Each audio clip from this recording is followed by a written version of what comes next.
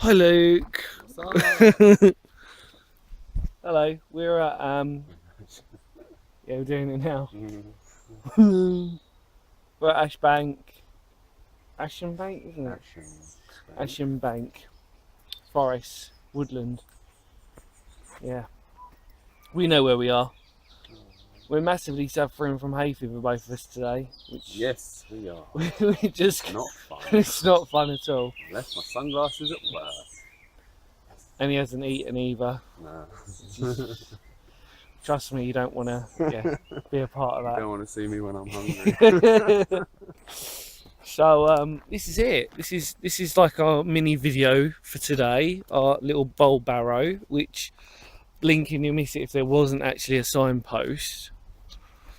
Now, obviously I've done bowl barrows before. I think I've done 2 or 3 on my channel now. So hard to remember. And as you could see, it was a Bronze Age burial ground, basically. And the reason why they were called bowl barrows was because it looked like an upturned bowl, and there would have been a ditch that goes around it, but the ditch isn't here anymore. Finger of doom. Would have gone round and up and around like that.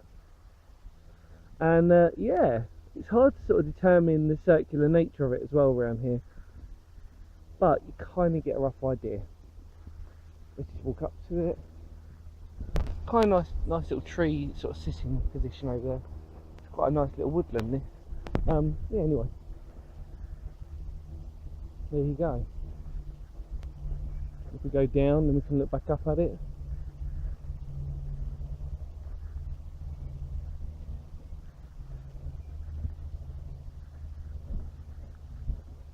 There we go.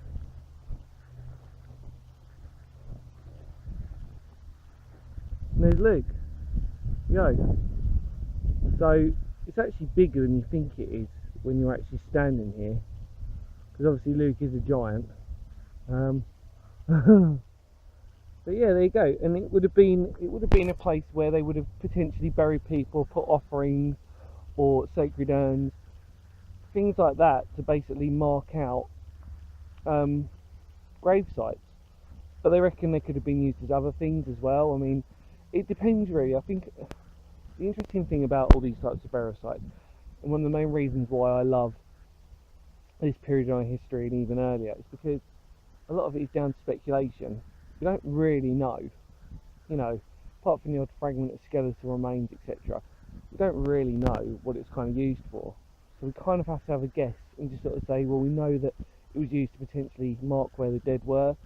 Bowl barrows and other types of square barrow, long barrow, etc., etc., they were quite prominent in the landscape, so they would have been actually good landmarkers as well for people. Makes sense, doesn't it, really?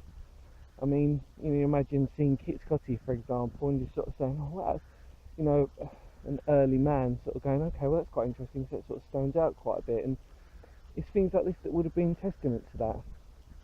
It's a shame, really, like I said, that, you know, for all intents and purposes, when you're at a place like this, you don't really get the true extent of it, but, you know, it's interesting nevertheless, and it's something that should be documented in our wonderful history.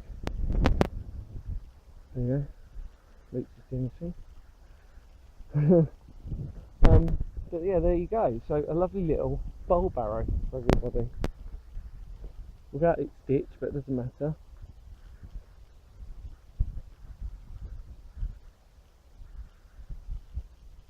There you go. Or like some people can call them upturned molehills.